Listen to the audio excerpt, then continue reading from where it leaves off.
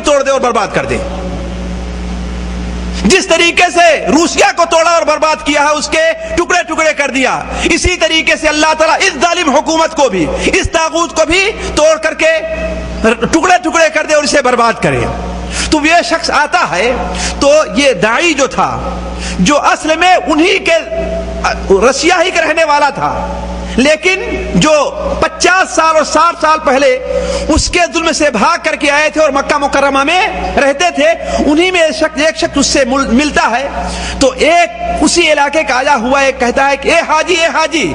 ظاہر بات جانتے ہیں وہاں کا حاجی ہے تکیہ کلام ہے, ہر شخص حاجی رہا کرتا ہے, چاہے عمرہ کرنے والا ہو, جہاں کا ہو, وہ حاجی وہ حاجی. یہ بتاؤ, یہ اشارے سے کرتا ہے, زبان سے سمجھتا, اشارے سے کرتا ہے یہ یعنی یہ جو اس کا کتنا چکر لگانا ہے, یہ جو گھر ہے اس کا کتنا چکر لگانا ہے. تو کہا, اس نے اشارے سے بتایا کہ کتنا, 7 چکر لگانا ہے, 7 چکر لگانا ہے. تو وہ کہتا ہے 7 چکر لگانا ہے, کیوں؟ اس لیے کہ وہ شخص بیت اللہ شریف کا نہیں بلکہ پوری مسجد حرام کا طواف کر رہا تھا. اس کو معلوم نہیں تھا بیچارے کو, وہ مسجد حرام کا طواف کر رہا تھا. تو کہا اس کے 7 چکر لگانے ہیں. کہا ہاں 7 چکر لگانے ہیں.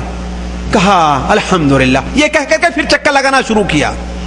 تو اس نے کہا کہ اس کا مطلب ہے کہ اس اللہ کے بندے کو اصل موضوع سمجھنے میں غلطی ہو رہی ہے, اصل موضوع سمجھنے میں غلطی ہو رہی ہے. چنانچہ اس نے کہا کہ تم کیا کہنا چاہتے ہو. اب وہ اپنی اصلی حالت پر آ گیا اور ٹوٹی پھوٹی جو پچھلی زبان اس کو یاد تھی اپنی وہاں کی رشیا کی, وہ اس کے ساتھ بولنا شروع کر دیا. وہ جو رشیا کا آدمی آیا ہوا تھا, اب جب اس نے دیکھا کہ یہ میری زبان بول رہا ہے تو اس سے اپنی اصل بات کہنے کے لیے تیار ہوا اور اصل بات کہنے لگا.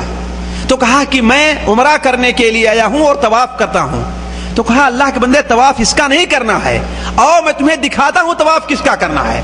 تو اس کا ہاتھ پکڑا اور لے کر کے گئے کہاں, خانے کعبہ کو دکھلائے کہ طواف اس کا کرنا ہے.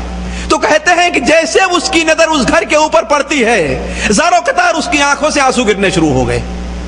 کہا کہ میرے باپ اس گھر کی زیارت کی تمنا کرتے کرتے انتقال کر گئے, لیکن وہ یہاں تک نہیں پہنچ سکے. تو جو لوگ اس نعمت سے غافل ہیں, جو لوگ اس نعمت سے محروم ہیں, آپ کو اللہ تعالیٰ نے یہ توفیق دی ہے کہ کم سے کم سال بھر میں تو ایک بار جا سکتے ہیں آپ, اور کوشش کر کے جانا چاہیے ایک بار, سال بھر میں 1-2 بار اس گھر کی زیارت کر لینی چاہیے. اس لیے کہ ہو سکتا ہے پتہ نہیں یہاں سے کس دن ہمارا اور آپ کا معاملہ ختم ہو جائے. تو یہ بڑی خوش نصیبی ہمیں اور آپ کو حاصل ہے کہ ہم اس گھر تک پہنچ جاتے ہیں. تو ہر انسان جس کے دل میں ایمان ہے وہ خانہ کعبہ, مسجد نبوی اور بیت المقدس کے دیکھنے کی تمنا رکھتا ہے. تو اللہ کے رسول صلی اللہ علیہ وسلم جس گھر کی طرف 17 مہینے تک رخ کر کے نماز پڑھتے رہے ہیں, اس گھر کے دیکھنے کی تمنا بھی آپ کے دل میں تھی. تو اللہ تبارک و تعالیٰ نے بیت المقدس کی زیارت آپ کو کرا دی. اسی طریقے سے بعض عظیم آیتیں جو آپ نے دیکھی, ان میں سے ایک آیت حضرت جبرائیل علیہ السلام بھی تھے. کون؟ حضرت جبرائیل علیہ السلام. اس لیے کہ اللہ کے رسول صلی اللہ علیہ وسلم کی خدمت میں جب آیا کرتے تھے تو کبھی کبھار عام انسانوں کی شکل میں آیا کرتے تھے, اور کبھی آپ کے اوپر سوار ہو جایا کرتے تھے روحانی شکل میں. صرف 2 بار نبی صلی اللہ علیہ وسلم نے حضرت جبرائیل علیہ السلام کو ان کی اصلی حالت پر دیکھا ہے. پہلی بار غار حرا کے اندر, اور دوسری بار آپ کہاں تھے؟ 7ویں آسمان پر تھے. تو حضرت جبرائیل علیہ السلام کو دیکھا. آپ بیان فرماتے ہیں کہ ان کے کتنے پر ہیں؟ 600 پر ہیں, اور وہ ان کا جو پر ہے بالکل زمین اور آسمان کی بالکل پوری فضا کو اور افق کو بھر دیا ہے. یہ حضرت جبرائیل علیہ السلام کی اصلی شکل ہے, اصلی شکل ہے. اللہ تبارک و تعالیٰ نے حضرت جبرائیل علیہ السلام کی ایک صفت یہ بیان کی ہے کہ بڑی طاقت والے ہیں, ذی قوت, بڑی طاقت والے ہیں, عند ذی العرش مکین, اور عرش عظیم کے پاس وہ ٹھہرے ہوئے ہیں, ہے کہ نہیں؟ تو حضرت جبرائیل علیہ السلام کی اصلی صورت میں دیکھا تھا. اسی طریقے سے آپ نے سدرۃ المنتہا کی آپ نے زیارت کی. سدرۃ المنتہا کیا چیز ہے؟ سدرہ کے معنی کیا ہوا کرتا ہے؟ سدرہ کے معنی بیری کا درخت ہوا کرتا ہے, اور منتہا کے معنی آخر, یعنی اس کے بعد اب کوئی. تو سدرۃ المنتہا اس لیے کہا جاتا ہے کہ زمین کی جو خبر جاتی ہے وہ وہاں تک رک جایا کرتی ہے، اور عرش عظیم کی جو خبر آتی ہے وہ وہاں تک رہتی ہے. اس کے بعد یہاں سے تبادل ہوتا ہے، ادھر کے فرشتے اوپر کی خبر لے کر کے آتے ہیں اور اوپر کے فرشتے وہ خبر لے کر کے جایا کرتے ہیں. یہی تفسیر بیان کی ہے حضرت عبداللہ بن مسعود رضی اللہ تعالی عنہ نے کہ وہ چیز گویا کی عالم لاہوت اور عالم ناسوت کے درمیان بالکل ایک حائل چیز ہے، پردہ ہے، کہ زمین کی چیز اس سے اوپر نہیں جا سکتی اور اس کے اوپر چیز اس سے نیچے نہیں آ سکتی. وہ ماورا ہے گویا کی، اس کے آگے کی خبر اللہ تبارک و تعالیٰ کے علاوہ اور کوئی دوسرا جانتا نہیں ہے. وہ غیب کی بات ہے، نہ کوئی فرشتہ وہاں کی کوئی خبر جانتا ہے الا کہ جس کو اللہ تعالیٰ بتائے، اور نہ کوئی نبی وہاں کی کوئی خبر جانتا ہے. وہ غیب کا معاملہ ہے. اسی طریقے سے آپ کو صلی اللہ علیہ وسلم کو بیت المعمور کی زیارت کرائی گئی، جس کو ٹیک لگا کر کے حضرت ابراہیم علیہ السلام پیٹھ دے کر کے بیٹھے ہوئے تھے. یہ بیت المعمور کیا چیز ہے؟ گویا آسمان کے اندر جو فرشتے ہیں ان کا قبلہ ہے.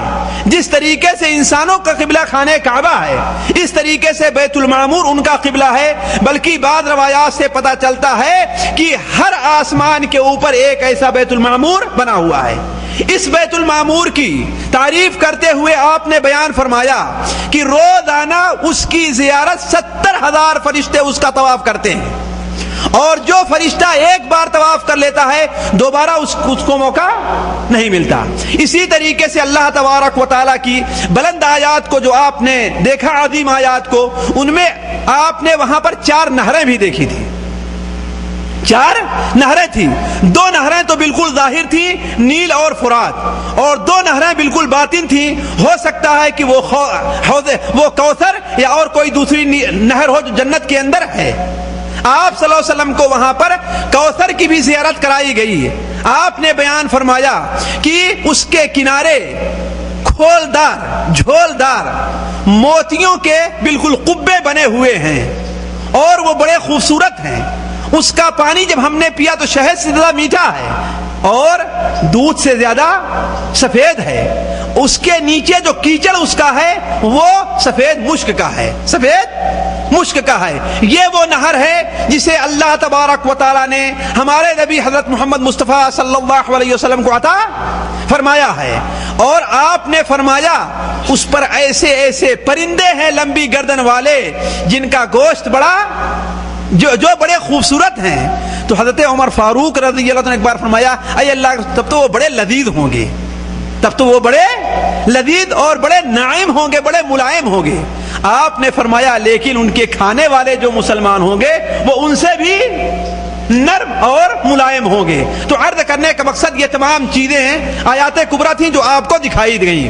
دیکھیے اس کے بعد ہمیں اور آپ کو جو اصل عبرت حاصل کرنی ہے، وہ وقت زیادہ ہو گیا، صرف اشارہ کرتے ہوئے میں آپ کے سامنے چلتا ہوں. دیکھیے اللہ کے رسول صلی اللہ علیہ وسلم کو اس سفر کے اندر بعض گنہگاروں کا عذاب بھی دکھلایا گیا. اور میں یہی چاہتا ہوں کہ جو لوگ اس رات کو